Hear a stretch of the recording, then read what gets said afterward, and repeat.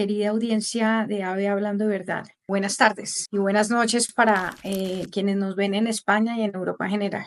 Bueno, en este proceso de querer adentrarnos en la verdad de muchas cosas que nos han planteado, especialmente con la educación en los últimos 30 años o 40 años, donde nos han hablado de tantas mentiras, de tantas cosas que no son reales, he querido que nos adentremos en un tema muy interesante que tiene mucho que ver con todo lo que hemos venido hablando. Y es el tema de entender un poco realmente cómo era la historia, cómo ha sido la historia de la mujer en la humanidad, cómo ha sido realmente, si la mujer ha sido totalmente desconocida, ninguneada, como dicen, y qué papel ha tenido. Entonces, vamos a empezar a hablar sobre, en algunos episodios con diferentes entrevistados, sobre este tema, que me parece relevante, porque la idea es tumbar un poco toda esta mitología que hay al respecto de que las mujeres hemos sido siempre, no hemos figurado, que no hemos servido para nada, lo cual además no es cierto, porque la mujer más importante de la historia de la humanidad es Nuestra Señora y más importante que ella pocos. Pero sí hay temas históricos que son relevantes. Por eso he querido entrevistar hoy a Margarita Torre, una historiadora muy, muy importante y muy reconocida en España. Ha sido profesora durante muchos años en la Universidad de León. Se ha entrado mucho en toda la historia medieval, especialmente España versus lo que pasaba en Europa. Tendremos el placer de tenerla, es un lujo realmente tener esta entrevistada. Los invito a que nos acompañen en esta entrevista y por favor no olviden suscribirse al canal, los que no lo han hecho, darle clic a la campanita y seguir este enlace. Hay muchas entrevistas interesantes para quienes quieran adentrarse en más temas hoy en esta batalla cultural y espiritual que vive la humanidad y que cada uno de nosotros tiene un papel fundamental, comenzando por estar informados, por conocer y por poder divulgar esto a otros para que más gente pueda entrarse en la verdad. Desde AVE Hablando de Verdad, pues los invito a que me acompañen.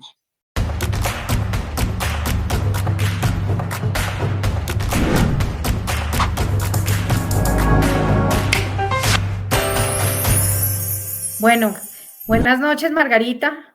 Muy buenas noches.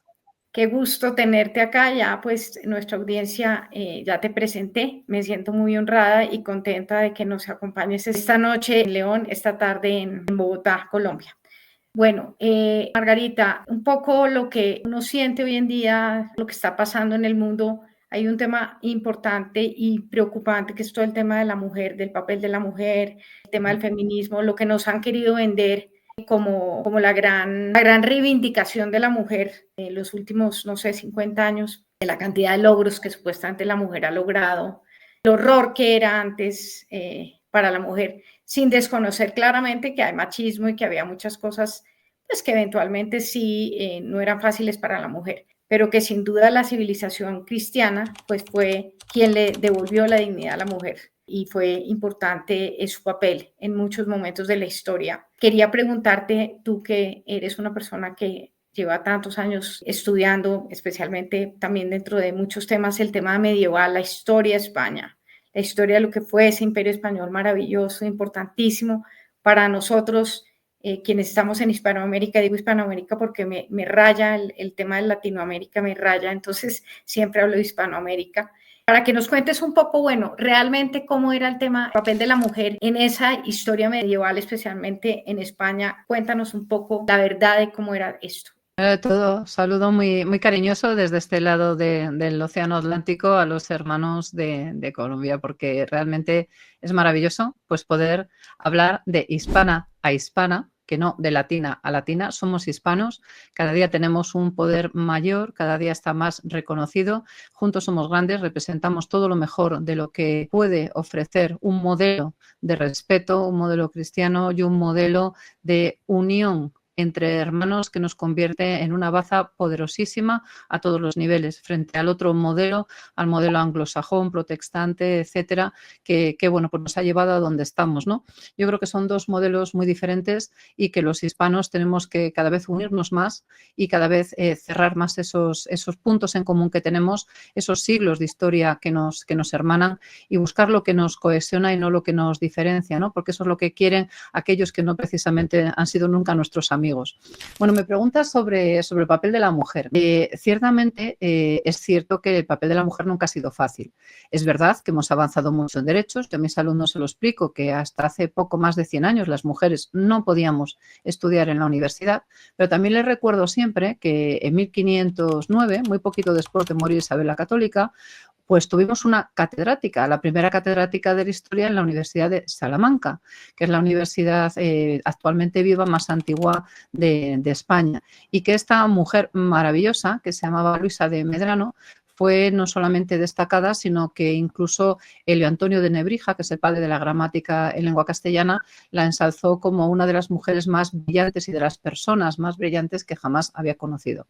Es verdad que hemos avanzado mucho en derechos, pero también es cierto que hay un papel de la mujer que se ha tendido a olvidar. Ese papel de la mujer pues arranca de esos siglos medievales y arranca de, en este caso concreto, pues de los antepasados de esa mujer grande que es Isabel la Católica, bajo cuyo reinado pues Colón acabó uniendo las dos orillas de un mundo maravilloso que es el germen de esa hispanidad que amamos todos a un lado y al otro del mar. Antes de que Isabel de Castilla llegara al poder, pues había otras reinas que la predecesieron y sobre los hombros de esas mujeres gigantes es sobre las que se crea esta imagen. Verdaderamente no podemos hablar de Isabel sin recordar, por ejemplo, a su antepasada, doña Urraca I. Urraca I, que nos suena horrible el nombre, de hecho no es bonito, pero Urraca es la versión en castellano, o si se quiere mejor, en romance, que es la forma técnica de decirlo, en este caso en romance leonés, del nombre Ulrica, que es una versión femenina de Ulrich, un nombre de origen germánico. Bueno, pues Urraca I, que gobernó del año 1109 al año 1126 y cuyo centenario celebraremos pues el año próximo en León, fue no solamente reina de León, sino que además de serlo, pues llegó a heredar el imperio totus Hispaniae que había ejercido su padre, Alfonso VI, y que ella transmitió a su hijo Alfonso VII, emperador de toda España, de toda la zona de lo que es la península ibérica. Bueno, esta gran mujer fue la primera reina soberana, no mujer no por tener los derechos por su marido, sino por sus propios derechos de la historia de Europa. Es decir, la primera mujer con poder auténtico nace en los territorios del Reino de León. El Reino de León es el reino más poderoso de la cristiandad peninsular durante 3 siglos, es el padre del Reino de Portugal, que tanto hizo también en lo que es ese punto en común, ¿no? con América a través de Brasil y de otros lugares, y también León es el padre de Castilla. Es decir, no existiría Castilla de no existir el Reino de León. Y de no haber existido Urraca, pues probablemente no hubiéramos tenido una Isabel. Pero es que antes de Urraca, antes de este siglo XII, tenemos una institución que es la institución del Infantado Real Leonés, que en este caso concreto nos lleva hasta el siglo X, fíjate, 1000 años de historia, en el que vemos a mujeres que pertenecen a la dinastía real, que o bien cuando sus hijos son pequeños o cuando hay cierto vacío de poder, ejercen ellas como reinas regentes y adoptan el título de reina. Y a mí no se me olvida una de ellas, la reina Elvira Ramírez, en la segunda mitad del siglo X, que además de ser reina encima era monja y que llegó a ir incluso a un campo de batalla vestida como un guerrero y la respetaban todos, los condes, los nobles, absolutamente todos. ¿Por qué es esta diferencia frente a, por ejemplo, lo que pasa en Francia, donde las mujeres no heredan, a lo que pasa en Inglaterra o a otros territorios? ¿Por qué? Pues mira, la explicación es muy sencilla. Nosotros fuimos invadidos por los musulmanes en el año 711. Desde el año 711 hasta 1492 estamos en guerra contra el Islam y durante esos 8 siglos, números redondos, pues surge primero el Reino de Asturias, luego surgirá también Pamplona, después nace el Reino de León nacerán Castilla y Portugal, de Pamplona acaba naciendo el Reino de Aragón y bueno, pues la historia va generando una visión de España que a finales de la Edad Media, en el siglo XV, se dividía en el Reino de Portugal, la Franja Atlántica, el Reino de Castilla y León, mejor dicho, la corona de Castilla y León, en manos de Isabel y de antes de su padre, y lo que era el Reino de Aragón y el Reino de Navarra, que es el último en unirse a la corona hispana. Bueno, este es un poco el perfil, pero claro, esos siglos de lucha contra el Islam hace que cuando los hombres iban a la guerra, las mujeres que se quedaban en la retaguardia tenían que saber de leyes, saber gobernar, saber llevar adelante lo mismo que un hombre, saber incluso juzgar, Y esas mujeres eran educadas, por ejemplo, sabemos que la reina doña Sancha de León a principios del siglo XI pidió que sus hijas y sus hijos recibieran exactamente la misma educación.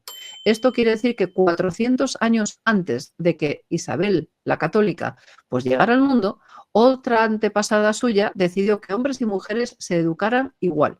¿Cuándo se diferenciaban? Pues aproximadamente sobre los 14 años, momento en que a las chicas se les solía buscar un marido y a los chicos se les solía entrenar más en profundidad para la guerra. Pero en cualquier caso, cuando estas mujeres quedaban en esa retaguardia, eran capaces de gobernar y de ser respetadas exactamente igual. Te pongo otro ejemplo que a veces olvidamos. Una institución que se llama el Concejo, que es otra institución que nace también en el Reino de León y que después se expande tanto a lo que es el Reino de Castilla como a Galicia, Portugal, etcétera. En el concejo, todos los vecinos, hablamos de campesinos, es decir, de gente humilde, tienen derecho a hablar de los asuntos de su, bueno, pues de su ciudad, ¿no? Porque serían como pueblos, ¿no? Grandes aldeas.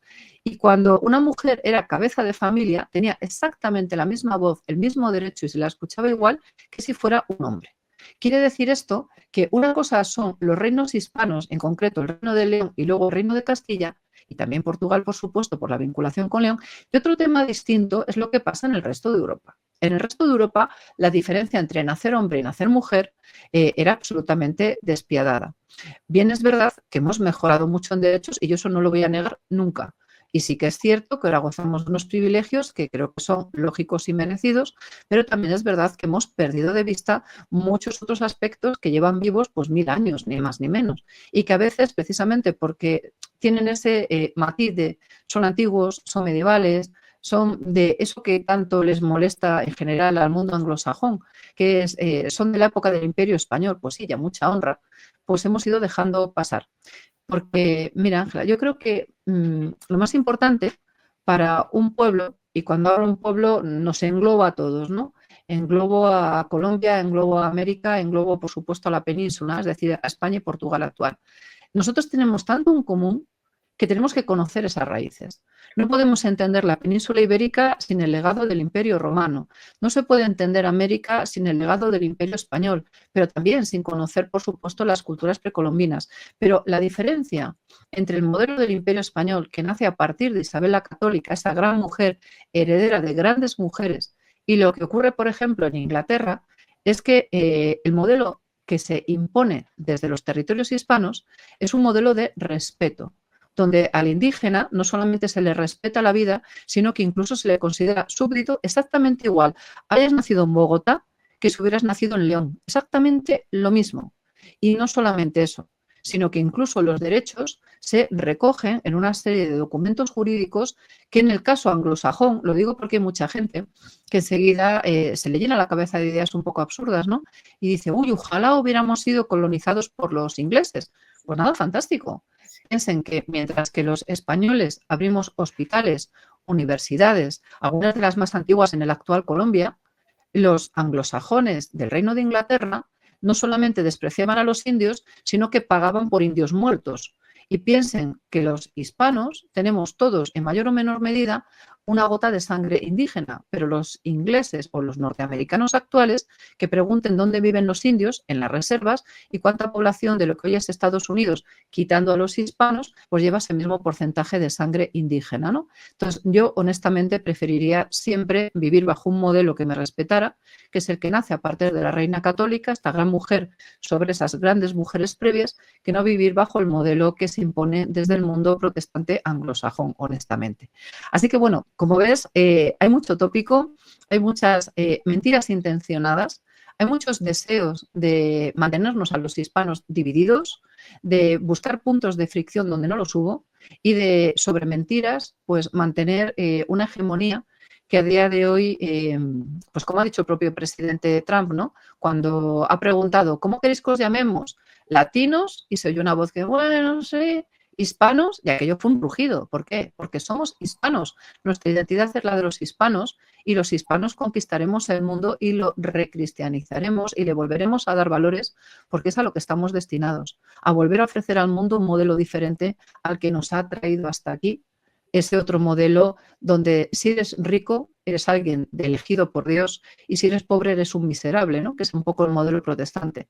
Nosotros tenemos un modelo donde todo el mundo es valioso, hombres, mujeres, pobres y ricos, y es el modelo cristiano que nos llega a través del catolicismo. Así que sí, somos hispanos y a mucha honra. Claro, total, no, totalmente de acuerdo. Creo que lo defines muy claramente. A mí siempre me ha impresionado mucho en la historia de Isabel que ella, primero, su potencia en el momento de guerra, ¿no? Que cuando muchas veces en sitios donde ella ya iba a llegar a conquistar, decían, que ya viene ella, mejor dicho, ya olvidémonos porque esto ya se perdió. O sea, la potencia de ella como mujer, que es lo que un poco me ha llamado la atención desde hace varios años.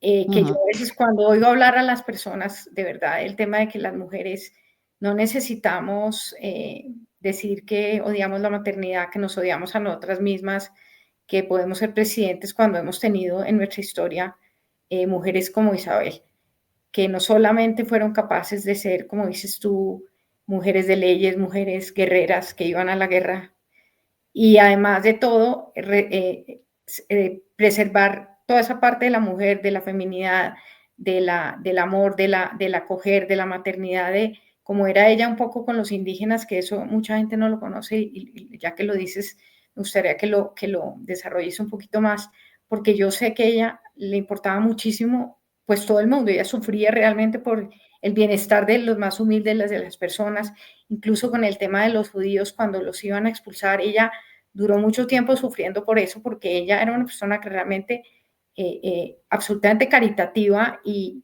especial. Que eso de pronto no se veía en otras reinas, en otras latitudes. Entonces, me gustaría que nos hables un poquito de esa parte de Isabel, de esa caridad de ella, que claro, emanaba de la fe católica, pero también de quién era ella y cómo había sido educada, ¿no? Sí, sin duda alguna, yo creo que si te parece, Ángela, podemos hacer una semblanza un poco de la reina para que nos situemos un poco todos, porque si no es complicado, ¿no? Claro. Hace 500 años, en la península ibérica, pues estaba por una parte el reino de Portugal, por otra estaba la corona de Castilla y León, que era el resultado de la unión de dos reinos muy poderosos, el reino de León y su hijo, el reino de Castilla, que había tomado las riendas de la reconquista en Andalucía, había conquistado con San Fernando Sevilla, Córdoba, y también estaba por otra parte lo que sería la corona de Aragón, que había conquistado el reino de Valencia, Baleares, tenía también partes en Italia y en otros lugares del Mediterráneo, y después quedaba una especie como de isla, que era el reino de Navarra, que acabó vinculándose con la corona de Aragón por una serie de matrimonios y bueno, finalmente decidió pues formar parte de esa gran empresa común, ¿no? Que fueron los reinos hispanos. Digamos que los navarros son los últimos en sumarse, pero sí que es verdad que desde el principio, bueno, pues habían participado de los mismos esfuerzos de la reconquista, la historia es 100% común y en cualquier caso, cuando Isabel viene al mundo, que es en 1451, en un lugar que se llama Madrigal de las Altas Torres, cuando ella nace, digamos que nada hacía suponer que esta niña, que era hija de un segundo matrimonio, de Juan II de Castilla, pues llegara algún día a ser reina. Lo que se esperaba de ella era buscarle un buen marido y poca cosa más, seamos sinceros. Pero fíjate que es curioso porque en aquel momento las dos grandes fuerzas eran Castilla y León y Aragón. Entonces, desde el principio siempre se buscó acabar uniendo Castilla y León con Aragón y quedaba Portugal. Así que siempre se jugó como a tres bazas, ¿no? Matrimonios de los reyes de Castilla y León con portugueses, matrimonios de los reyes de Castilla y León con aragoneses, de los aragoneses con castellanos, siempre se jugaba un poco con estas tres bandas, ¿no? El caso es que Isabel tenía un hermano mayor, que es el príncipe don Enrique, el futuro rey Enrique IV, y ella era hija pues, del segundo matrimonio del entonces rey Juan II. Bueno, cuando ella nace, como te digo, nada hacía suponer que llegara ni a ser reina ni a nada parecido, más que como mujer de, pero no como reina propietaria. También es verdad que ella tuvo un hermano de parte de padre y de madre, que es el príncipe don Alfonso, con lo cual cuando Juan II muere en 1453, pues en el 54, perdón, pues ella tiene muy poquita edad, ella tiene 3 añitos, tiene un hermano que le lleva más de 20, que es el ahora rey Enrique IV, y bueno, pues realmente su papel era muy secundario, ¿no? Tanto el de ella como el de su hermano. Encima su madre, que es una dama portuguesa, sabe de Portugal, tenía un problema mental que es que acabó pues con un problema mental fuerte, es decir, acabó loca. Y la reina Isabel siempre tuvo miedo como mujer, siempre tuvo miedo de que hoy le diríamos sus genes, ¿no? Pero ella pensaba su sangre, que es como se hablaba entonces, pudiera pasar esos genes de locura a sus hijos. Por eso cuando surge la pobre reina Juana, ¿no? Su hija, la futura madre del emperador Carlos, pues ella considera que en cierta medida es culpable.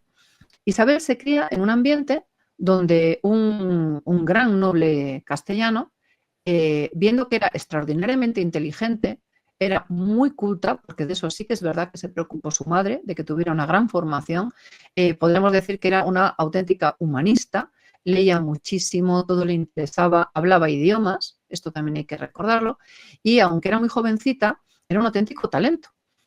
Si hubiera que buscarle un defecto, fíjate Ángela, el único defecto que tenía es que al parecer su voz era un poco chillona y fea. Pero es lo único. Dicen de ella, o sea, y además por los retratos de época, que tenía unos ojos entre azul y verdes, que su pelito era rubio entre dorado y cobrizo, que era muy blanquita de tez, que era guapina. Entonces, era una mujer atractiva, no era demasiado alta, pero con mucho porte, mucha dignidad, con un gran conocimiento, que sabía que no ocupaba un papel protagonista, para eso ya estaba su hermano el rey, y por supuesto los hijos que su hermano tuviera, ¿no? Caso de tenerlos, pero que ella se había formado con una solidez tanto religiosa como humana, muy sólida, muy fuerte y muy potente. Dicen que solamente tuvo una amiga, que era Beatriz de Bobadilla, y con esa amiga íntima, pues Isabel forjó un carácter, como te digo, fuerte. Tan fuerte que uno de los nobles de la época, cuando quisieron utilizarla como una marioneta, sin darse cuenta que Isabel era una mujer mucho más fuerte que una vulgar marioneta, no era una mujer al uso, por decirlo de alguna manera, pues le dijo, cállate mujer, que yo te he sacado de la rueca y cuando quiera te puedo volver a la rueca a que hiles. Isabel le miró y obvio decirte que de aquel duelo de miradas el que salió perdiendo fue el noble, ¿no? Porque Isabel era mucho Isabel. Pero claro, Isabel cuando comienza a reinar su hermano es en el fondo también una mujer incómoda. ¿Por qué? Porque el hecho de que Enrique IV no tenga descendencia, Enrique IV de él se ha dicho que es homosexual, el ser homosexual no impide en absoluto poder tener hijos, solamente faltaría, hay muchos casos de homosexuales que han tenido hijos, pero sí que es verdad que era harto sospechoso que curiosamente el rey no tuviera ningún tipo de relación con la reina. Bueno, de hecho, cuando la repudia a la reina Blanca de Francia, dicen que llegó tan doncella a Francia como había salido, ¿no? Pero la verdad es que la ausencia de descendencia hizo que se le buscara una segunda esposa al rey. Y mientras tanto, nuestra joven Isabel iba creciendo, tenía otras amistades, por ejemplo, fue muy amiga del gran capitán, de ese gran personaje que es Gonzalo Fernández de Córdoba. Si es que los reyes tienen amigos, yo creo que sí, ella tuvo estos dos, Beatriz de Bobadilla y Gonzalo Fernández de Córdoba. Y también a Isabel, pues Enrique IV quería buscarle marido a toda costa. Bueno, le quiso buscar a uno que le llevaba 20 años. Y fíjate qué carácter tenía Isabel, que cuando le presentaron al rey de Portugal y le dijo su hermano, el rey de Castilla, bueno, aquí tienes a tu futuro marido y ¡hala! A casaros. Isabel dijo, no, no solo no me gusta, sino que es muy viejo. Y contra la opinión del rey, Isabel se plantó. Es decir, era una mujer de carácter.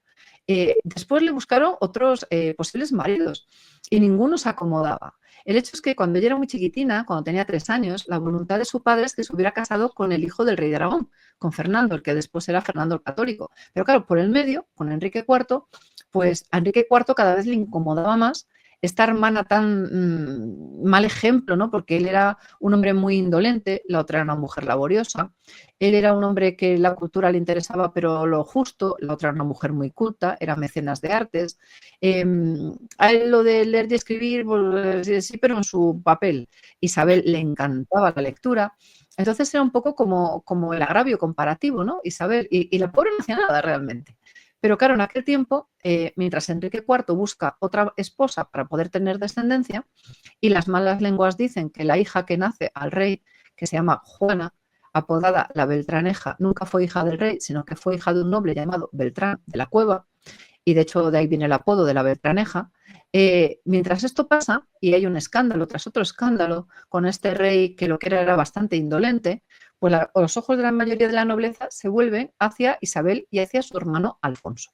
Seamos justos, no es hacia Isabel, realmente se vuelven hacia Alfonso. Alfonso es un niño, es jovencito, es maestre de Santiago, esto quiere decir que tiene muchos recursos económicos. Isabel es la mano perfecta para cualquier príncipe, pero Isabel tenía muy claro que con quien se quería casar era pues ni más ni menos que con Fernando, el futuro Fernando el Católico. Y a ella no le quitaban esa idea. Fíjate qué curioso. Bueno, el caso es que nuestro rey, Enrique IV, una vez que tiene a su hija, pues decide que ya hay descendencia y que Alfonso y Isabel pues un poco que le sobran. ¿Qué ocurre? Que los nobles se rebelan y entonces dan a conocer que la hija, Juana la Beltraneja, no es hija de su padre, sino que es hija de este noble y constituyen lo que se llama la farsa de Ávila. Bueno, la farsa de Ávila viene a ser más o menos lo siguiente. Dicen que la heredera no es tal, dicen que el heredero tiene que ser Alfonso y en Ávila construyen una especie de escenario y en este escenario hacen una réplica de lo que sería el rey y le tiran al suelo diciendo barbaridades que las voy a ahorrar y después jurando por el rey don Alfonso. Pues Castilla por el rey don Alfonso. Bueno, el caso es que el pobre Alfonso se vio metido en un auténtico lío sin pretenderlo, pero también es verdad que mientras tanto Isabel seguía siendo la baza incómoda, ¿no? Fíjate que es un juego entre dos hombres, ¿no? Isabel está como apartada. A Isabel la quieren casar con un impresentable que se llamaba Pedro Girón. Pedro Girón era maestre de Calatrava, eso quiere decir que no podía casarse, aún así había tenido hijos, pidió dispensa al Papa, se la concedieron y entonces en esa dispensa estaba el poderse casar con Isabel. Enrique IV estaba tan harto de Alfonso y de su hermana Isabel que decidió dársela en matrimonio. Dijo, pues cásate y ya que me deje en paz esta chica tan molesta. Y fíjate qué curioso que cuando iba a casarse con Isabel, casualmente este mal personaje falleció. Es decir, Dios protegió a Isabel de un mal matrimonio, ¿no? Y luego, muy poco tiempo después, en 1468, Alfonso, el niño Alfonso, también murió. Con lo cual, Isabel pasó de ser un poco la olvidada a ser la potencial heredera.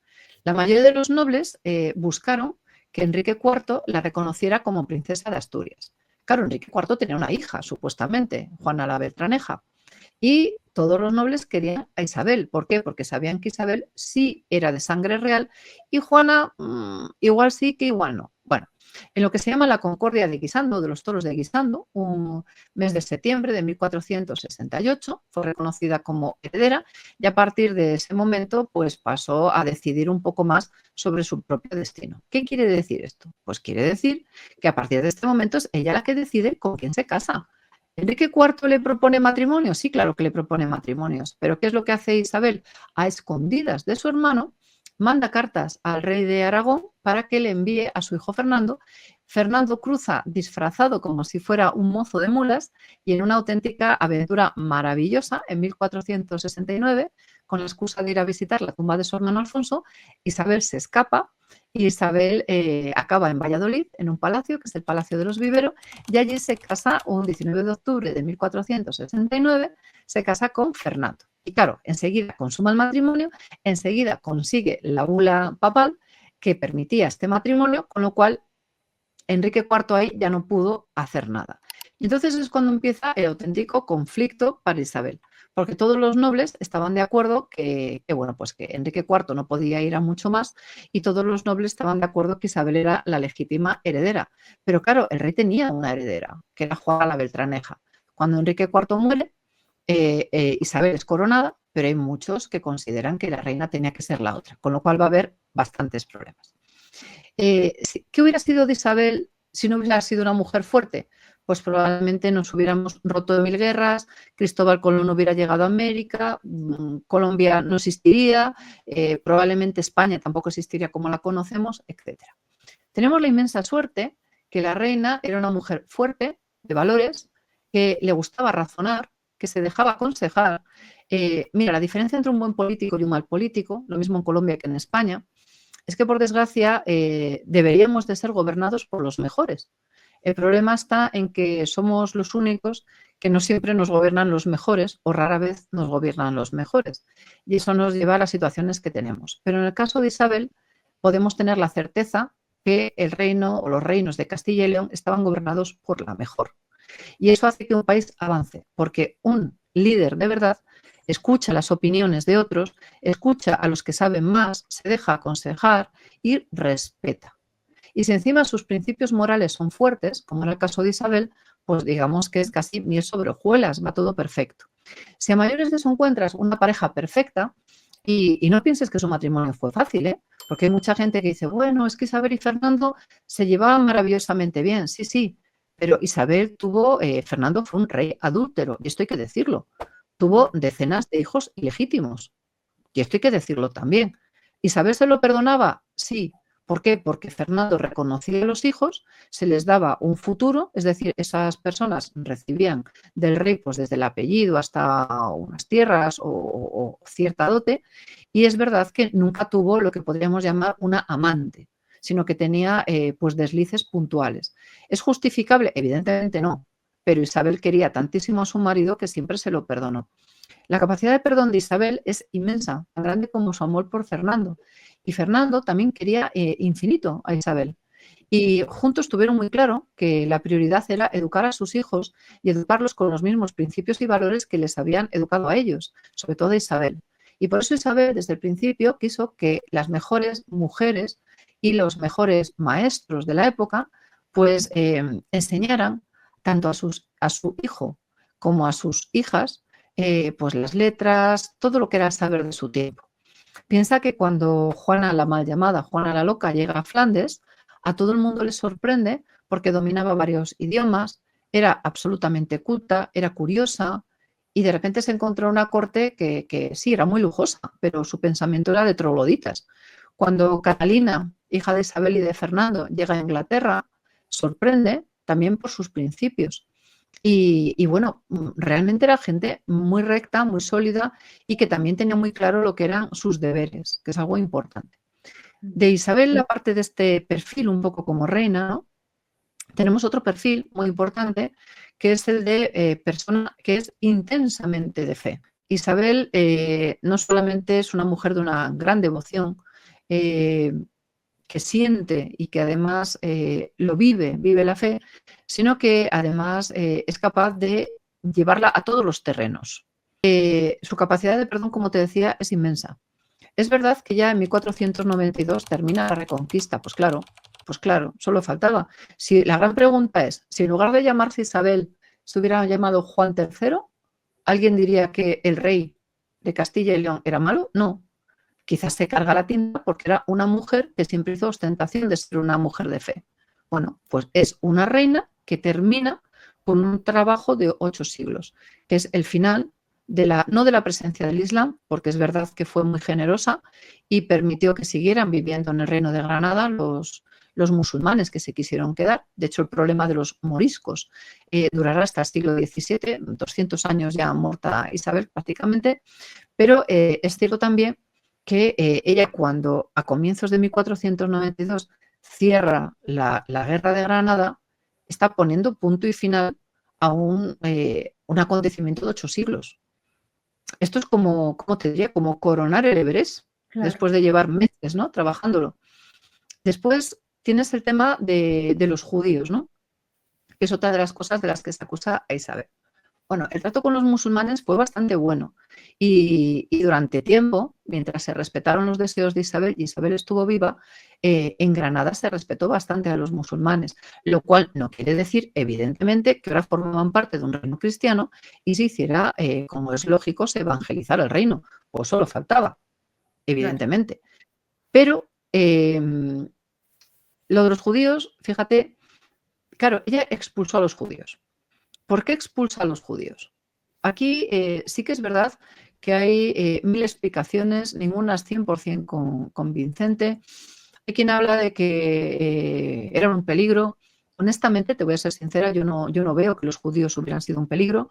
Sí que es cierto que Isabel duda mucho, lo valora mucho, se deja asesorar mucho, precisamente porque su mejor amiga, Beatriz de Bobadilla, está casada con un converso, con un descendiente de judíos. Y sus mejores amigos que estaban a su servicio eran también de origen judío. Y uno de los mejores amigos de su padre, uno de los mejores servidores, era también de origen judío, en concreto el rabino mayor de Castilla, Halevi, que se convirtió como Pablo de Santa María. Es decir, la corona, tanto Isabel como su padre Juan II, habían tenido una relación muy estrecha con lo que llamaríamos la aristocracia del mundo judío. ¿Por qué quiere unificarlo? Pues porque ella tiene la idea de que debe de haber una sola fe que lidere todo. Y tú puedes tener conversos, tanto de origen musulmán trasladados al cristianismo, como de origen judío trasladados al cristianismo. Y si no quieres esto, pues no estás bien en nuestro reino, ¿no? Bien es verdad que el edicto de expulsión, el edicto de Granada, fue extraordinariamente duro, seamos sinceros, porque era su pena de muerte o de expulsión. Pero también es verdad que se hizo mucha manga ancha. Y esta es la parte que no solemos recordar. Santa Teresa de Jesús, que creo que todos sabemos quién es, era descendiente de judíos conversos. Santa Teresa de Jesús. San Juan de la Cruz. Muchísimas personas, bueno, el propio conde duque de Olivares es descendiente de judíos conversos. El propio Fernando el Católico lleva una gota de sangre judía. Entonces, no era algo ajeno a la corona, ¿no? Como te digo, Cabrera, el marido de Bobadilla, pues era de origen judío. Y podemos hilar muchas cosas también que hablarían de esa relación un tanto extraña, ¿no? entre la corona y los judíos. Pero, ¿por qué se toma esta decisión? Mira, en el siglo XIV, un poquito antes, 100 años antes de Isabel, tiene lugar la peste negra, que llega desde Oriente, y la peste negra arrasa con más de la mitad de la población de Europa. ¿Murieron muchos judíos? No. ¿Por qué? Pues porque eran más limpios que los cristianos, digamos las cosas como son. Y además vivían apartados en guetos, tenían sus propios pozos, en caso de un ataque se cerraban y bueno, pues porcentualmente digamos que sobrevivieron judíos y muchas veces murieron más cristianos, ¿no? Hablando en proporción, lógicamente siempre hubo más cristianos que judíos, como es obvio en la población europea. Muchos consideraron que esto pasaba porque los judíos habían hecho una especie como de pacto con el demonio y que gracias a eso pues sobrevivían. Y eso inició persecuciones, inició pogrom, sobre todo en Europa del Este, en lo que hoy en día es Rusia, en lo que hoy en día es Polonia, en lo que hoy en día es Alemania, durísimos, en Francia, en Inglaterra, por supuesto, y en España, en los territorios hispanos, pues también hubo en el siglo XIV algunos episodios absolutamente repugnantes de persecución a los judíos, como pudo ser el del episodio del arcediano de Écija. Entonces, ¿qué era mejor? ¿Permitir que la gente los matara o intentar la convivencia? La decisión es complicada, pero creo que Isabel tomó, probablemente debió de darles más tiempo. Y esto es una pequeña crítica que yo hago a Isabel. Pero vista la situación, se puede llegar incluso a entender el por qué se tomó. Y piensa también que nuestros judíos, muchos de ellos quedaron convertidos en conversos y quedaron aquí. Y de hecho, los que se marcharon se llevaban las llaves de su casa porque pensaban que más pronto que tarde podrían volver. Es decir, pensaron que esto no era definitivo. ¿Dónde se fueron estos sefardíes? Pues mira, se fueron a Amberes, se fueron al norte de África y de hecho una de las cosas más maravillosas es escuchar a un descendiente de judíos sefardí hablar en ladino o en judeo-español, que es su lengua, que es escuchar hablar en la lengua de 1492. Entonces yo sí quiero romper una lanza por ellos porque han mantenido mucho nuestra tradición, es algo muy hermoso y bueno, pues ahí está también una parte de nuestra herencia, ¿no? Claro. Pero una vez que tienes unificado todo, tú puedes empezar a plantearte otras cosas. Y sobre todo, tú has sido asesorada por los hombres más expertos de tu tiempo. ¿Entiendes? Entonces, fue la solución menos mala, por decirlo de alguna manera. ¿Es buena? No, pero es la menos mala que se podía tomar. Claro, Sí. a partir de 1492, fíjate la de cosas que cambian. Tú piensas que, por ejemplo, Cristóbal Colón, del que se está ahora hablando mucho y mucho más se hablará después, van a salir una serie de descubrimientos muy potentes. Algunos han dado a conocer, otros todavía están en el mundo académico y no me corresponde a mí explicarlo, sino a los científicos que han hecho el descubrimiento, que es suyo el mérito, pero va a dar mucho que hablar y además va a ser muy bonito lo que se va a contar. Pero sí que es verdad que, por ejemplo, el que lleva de la mano a Cristóbal Colón ante la reina, pues es ni más ni menos que un descendiente de conversos. Es decir, la reina, por el hecho de que alguien tuviera un abuelo judío, no discriminaba a esta persona. Eso también es importante decirlo. Cuando Colón cuenta sus planes a la reina, cuando la reina se asesora para saber si esos planes pueden ser lógicos, y cuando en 1492 pues Colón parte a descubrir algo que al final acaba siendo lo más maravilloso que nos ha ocurrido a la cultura hispana, que es América, en ese momento cambia todo. Claro, en ese momento tú piensas que la sociedad hispana, la sociedad del reino de Isabel, tiene una nobleza que no paga impuestos. Tienes después una minorías de judíos conversos al cristianismo, de musulmanes conversos, los famosos moriscos, y luego también tienes muchísimos campesinos. La inmensa mayoría de la gente son campesinos. Los campesinos pagan impuestos todos. ¿Era cómodo ser campesino en León, en Burgos o en Granada? Hombre, según el momento, pero vivías de lo que cultivabas, pagabas muchos impuestos y la vida no siempre era fácil. Digo esto porque cuando América entra en la ruleta del juego español o de la corona de Castilla, y cuando la reina le dice algo maravilloso, y es que, se lo dice a Colón, ¿no? Que dice, de aquí adelante, trata muy bien y muy amorosamente a los indios y no les hagas enojo alguno. Desde el primer momento, la reina católica está pendiente que los hombres que lleguen a América, ella no puede estar en la cabeza de todos, pero como reina va a vigilar que no se les esclavice. Tú piensas que cuando Colón, en uno de sus viajes, llega con indios y los trae como esclavos, que esto es cierto completamente, la reina no solamente monta en cólera, o sea, casi le cuesta la cabeza a Colón, que le acaba de descubrir América, y casi le cuesta la cabeza. De hecho, doña Isabel, esto nos lo cuenta Bartolomé de las Casas, dice que pidió que a todos aquellos a los que el almirante Colón hubiera regalado un indio como esclavo, que no solamente, so pena de muerte, Ángela, so pena de muerte, devolvieran la libertad al indio, sino que en los primeros navíos que salieran de Castilla se les volviera a mandar con honores a sus tierras. Tú fíjate lo que están diciendo. Y cuando hablan de por qué Colón cae en desgracia, una de las razones por las que cae en desgracia es porque no obedece la buena voluntad de la reina frente a los indios. Porque lo primero que dice la reina es, los indios son iguales que mis vasallos de Castilla. Es decir, una persona que haya nacido en lo que hoy es Cuba, en lo que hoy es Colombia o en lo que hoy es Ecuador, tiene exactamente los mismos derechos que mis antepasados nacidos en León. Y la reina monta en cólera con Colón cuando le dice, pero ¿qué poder tiene el almirante para dar a nadie a quienes son mis vasallos? Ya te digo que casi le cuesta la cabeza a Colón. Si la reina hubiera estado a favor de que los indígenas hubieran estado esclavizados, esto no hubiera ocurrido. Que le pregunten a Isabel de Inglaterra, un poco después, lo que opinaba de los indios que le traían de regalo los piratas que descubren Virginia y otras zonas. Estaba encantada. ¿Por qué? Porque eran indios. Y los indios no tenían alma o es que no eran seres humanos. Pero Isabel, ¿qué dice? Son todos hijos de Dios, son mis hermanos, son mis vasallos, son mis súbditos y para mí vale igual una persona de León que una persona de Bogotá. Claro. Y eso es lo que hace grande Isabel.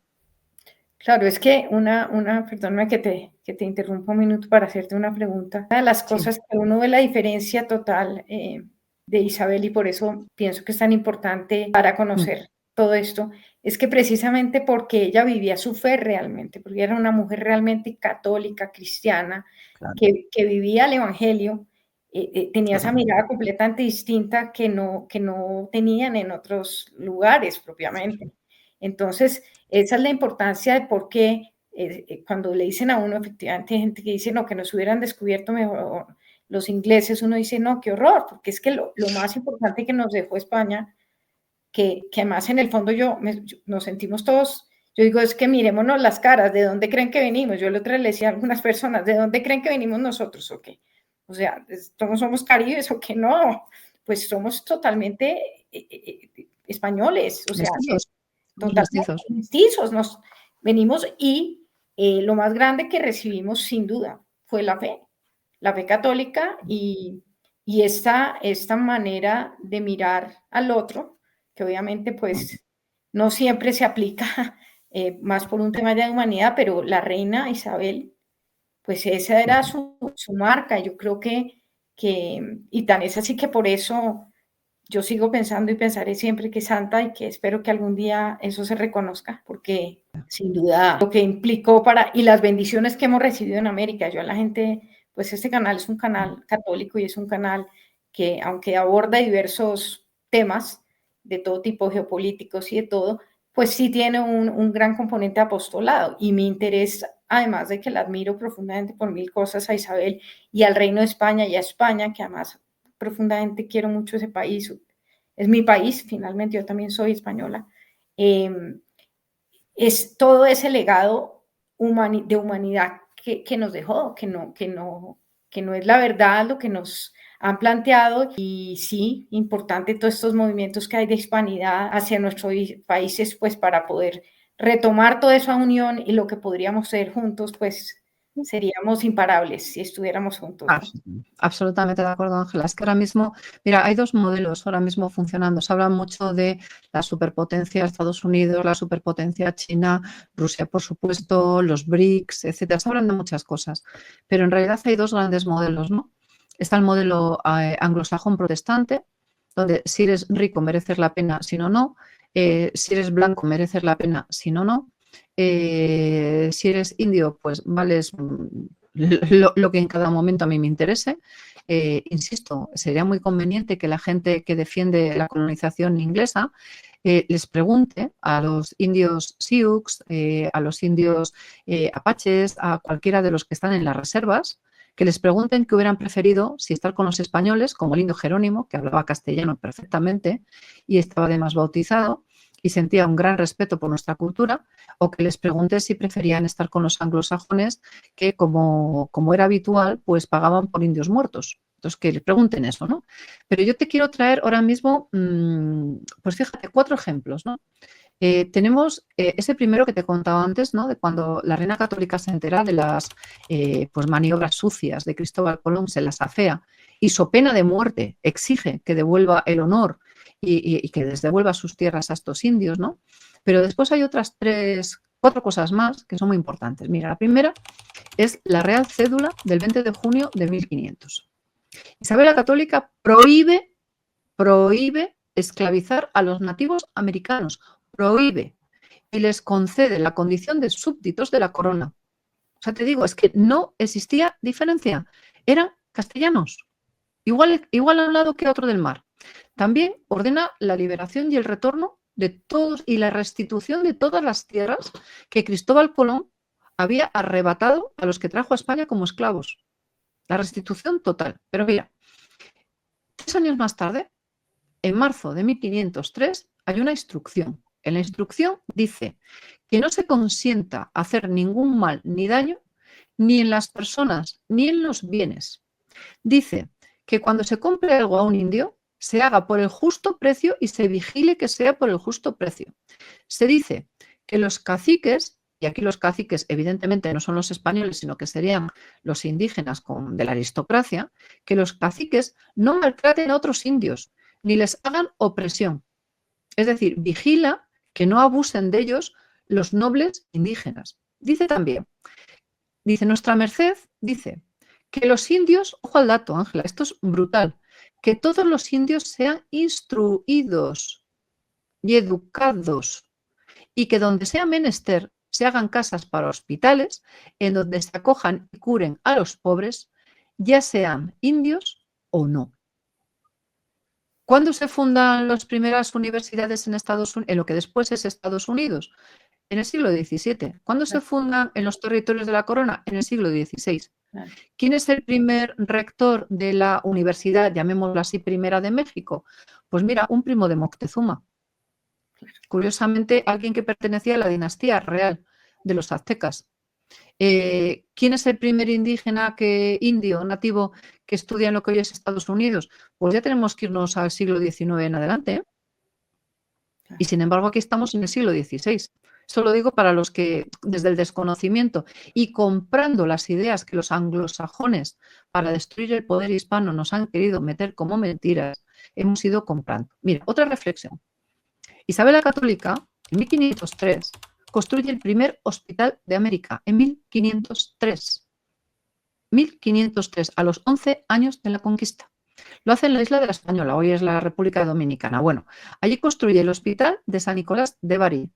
¿Para qué? Para que trate a los indígenas y a los españoles en la misma idéntica consideración. Y estuvo funcionando 3 siglos.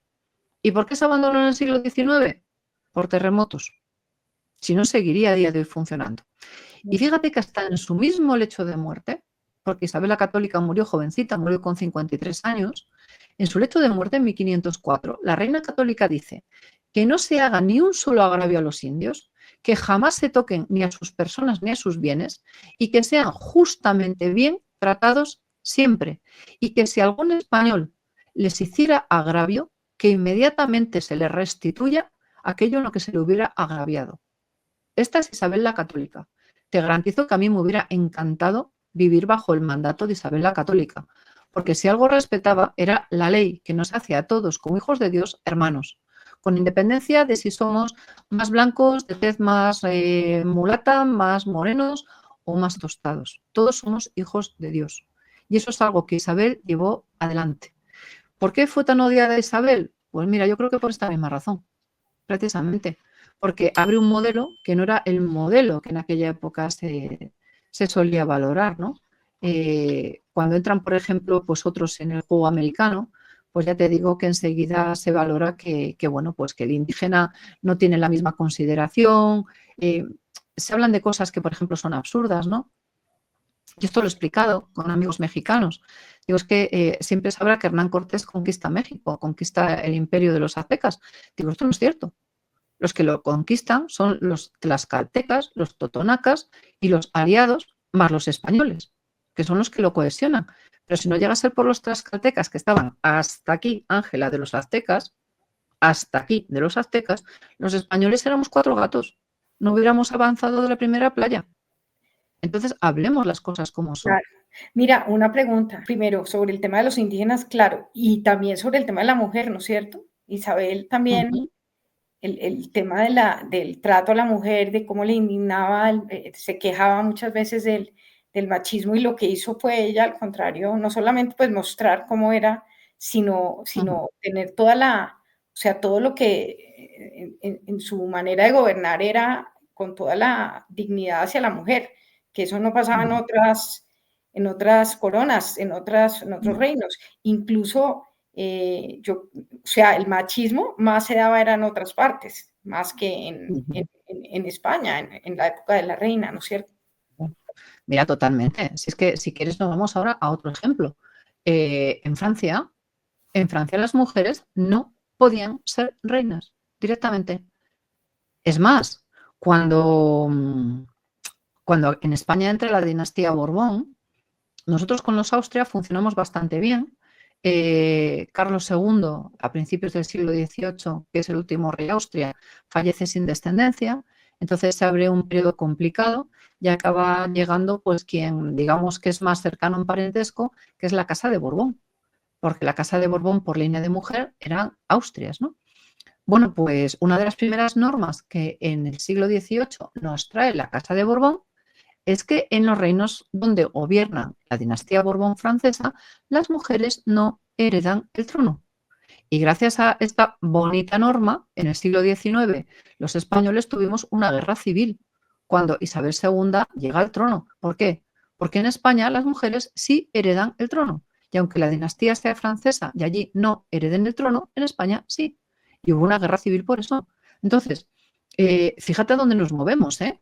Al siglo XIX, cuando en el siglo XV, otra Isabel, en este caso la primera, no tuvo problema en una sociedad, hay que decirlo, muy masculina, porque era una sociedad todavía en medio de la Reconquista y muy complicada, con nobles pues muy guerreros, muy conflictivos, pero nadie la cuestiona por el hecho de ser mujer, nadie en absoluto.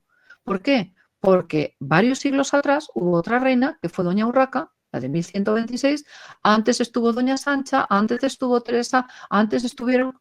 Entonces, el modelo hispano es un modelo donde a las mujeres se les concede su lugar. Claro. ¿Quiere decir que somos en todo lo mismo? Pues no. Pues no, también es verdad que estamos en el siglo XV, en el XVI. ¿Es lo mismo la situación nuestra que la de nuestras tatarabuelas? Hombre, evidentemente no. ¿Que la de nuestras abuelas? Tampoco. ¿Será la misma que la de nuestras nietas? No, pero eso se llama línea temporal. Es decir, claro, eso no tiene nada que ver con machismo, claro. simplemente el momento, ¿no?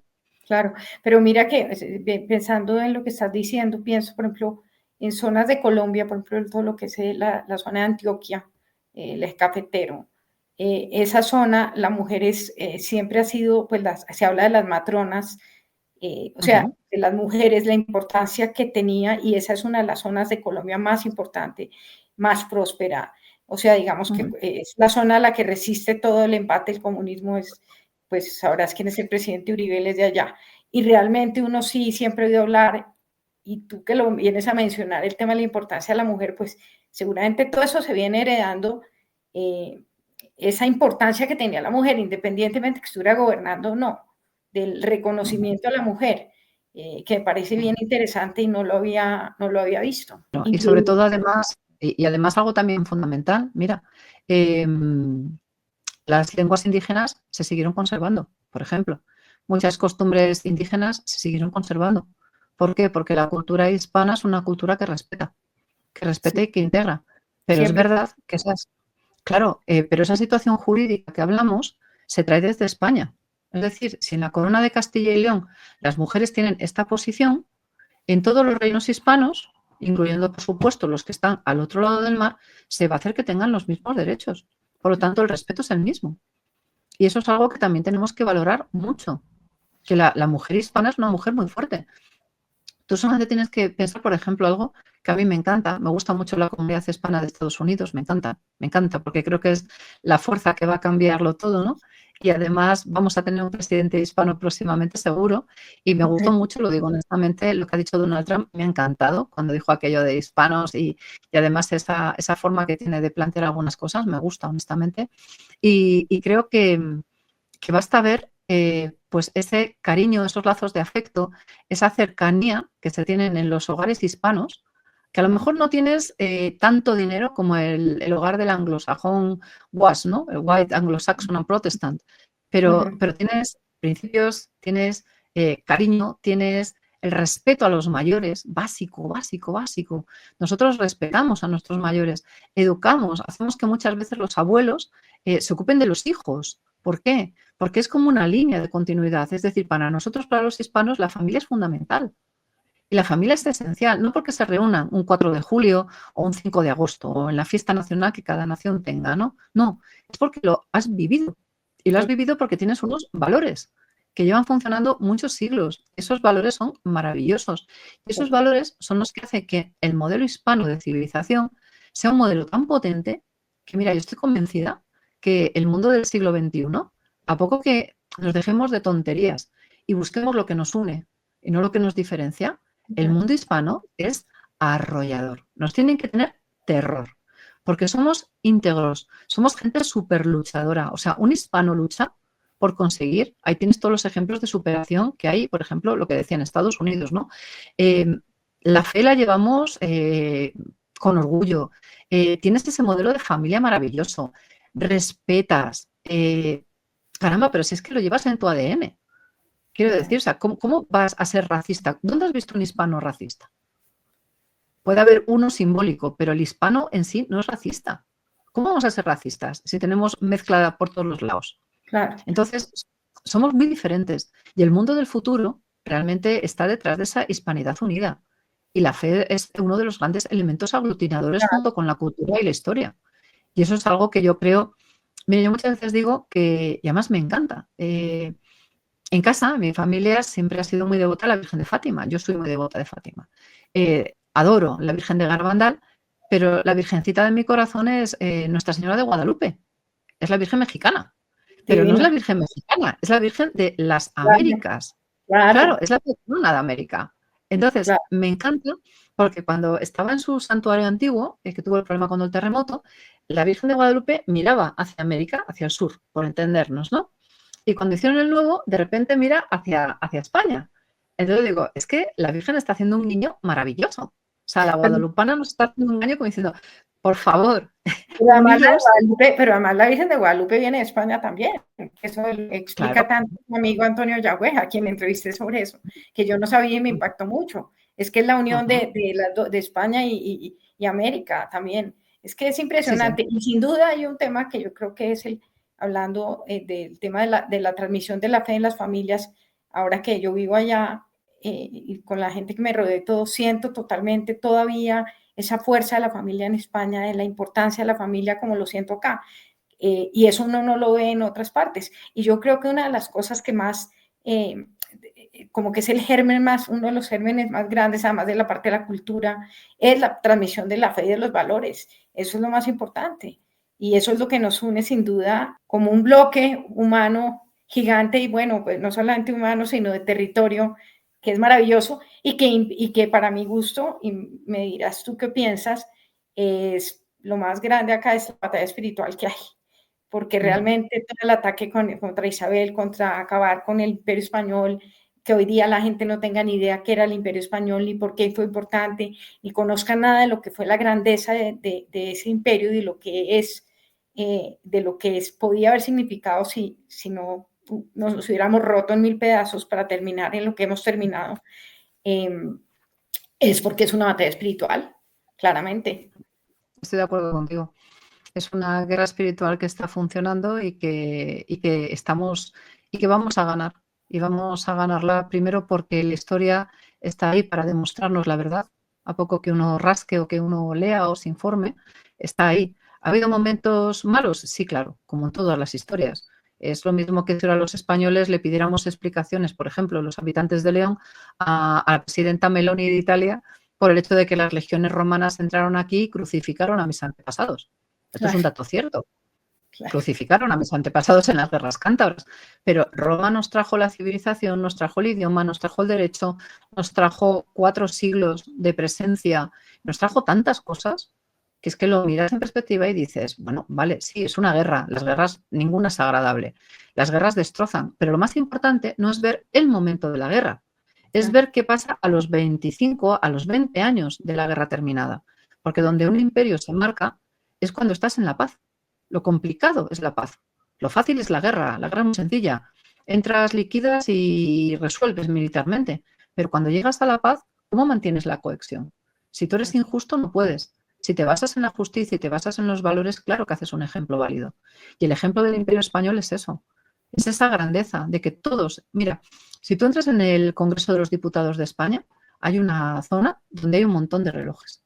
Y esos relojes siguen estando a día de hoy con las horas de los distintos lugares de América donde hubo presencia hispana. Nosotros nunca tuvimos colonias, nunca, y esto es muy importante, nunca, y no me cansaré de decirlo, nunca. Colonias tuvieron los ingleses, colonias tuvieron los franceses, colonias tuvieron los holandeses, los españoles jamás. Los españoles éramos lo mismo, el de Bogotá que el de León. Éramos súbditos de la corona de España, que es muy diferente. Éramos idénticos en derecho. Cuando el rey Carlos V concede a los líderes tlaxcaltecas la hidalguía después de la conquista de Tenochtitlán, les convierte en muy superiores a los campesinos 100% españoles que seguían pagando impuestos, mientras que los aristócratas tlaxcaltecas del Valle de México dejaron de pagar impuestos. ¿Por qué? Porque eran súbditos de la corona de España y tenían los mismos derechos. Y si el rey consideraba que tenía que privilegiar a unos, pues les privilegiaba. ¿Pero por qué? Porque a juicio de todos eran igual de españoles. No existía diferencia. Nosotros no tuvimos nunca colonias. Y esto, por favor, que quede muy claro. sí. No, incluso no solamente eso, otro tema que es importante que que cada día se dice más, pero que realmente lo que hubo en América fue una guerras civiles, porque realmente la mayoría, muchas veces quienes combatieron del lado del ejército español eran indígenas también. Ahí se nota que no había una colonización, era un mismo, dos bandos y por eso se habla de que fue guerra civil, ¿no? Solamente hay que pensar si comparas las muertes que hubo cuando al principio de la conquista, o sea, ese periodo de guerra, ¿no? Y la persecución que hubo a muchos indígenas en el siglo XIX. Yo quiero que alguien haga esa comparación, por favor, Claro. porque es muy interesante. Es muy interesante, ¿eh? En el siglo XIX ya no estábamos los españoles. Mm. claro, Pero los ingleses, que eran los grandes enemigos de la corona de España, habían conseguido su objetivo, que es meter el virus o meter el cáncer de la discordia. Y les ha salido muy bien la jugada. Pero la diferencia es que ahora los hispanos nos estamos levantando. Y nos estamos levantando con orgullo y sabiendo lo que somos, de dónde venimos, y estando orgullosos de todas nuestras raíces. Y total. es así. Total, total, Margarita. Bueno, pues ha sido una hora maravillosa. Hay mucho más para hablar. Espero que me puedas volver a dar un tiempo. Espero que lo hagamos a más presencialmente. Ya te dije que quiero ir a León para poderte entrevistar. Hay mucho de qué hablar. Definitivamente esa es una labor que tenemos que seguir haciendo, apoyando todo lo que ya se hace, porque hay mucha labor maravillosa que se hace con todo este tema de la hispanidad en todos los países, pero sé que en España pues hay un movimiento muy grande. Te agradezco nuevamente mucho.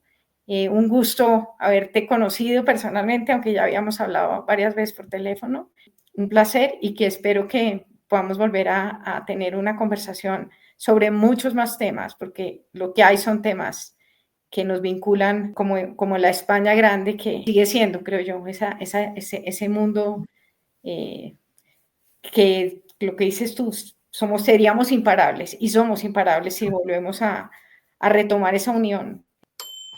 Sí, señor. Desde el respeto más absoluto, pero sabiendo que somos hermanos, que somos grandes, que tenemos valores, tenemos fe, tenemos fuerza, tenemos historia, tenemos raíces, tenemos familia y tenemos lo más importante, ¿sabes qué es? Tenemos futuro, porque el futuro nos pertenece a nosotros, a los hispanos.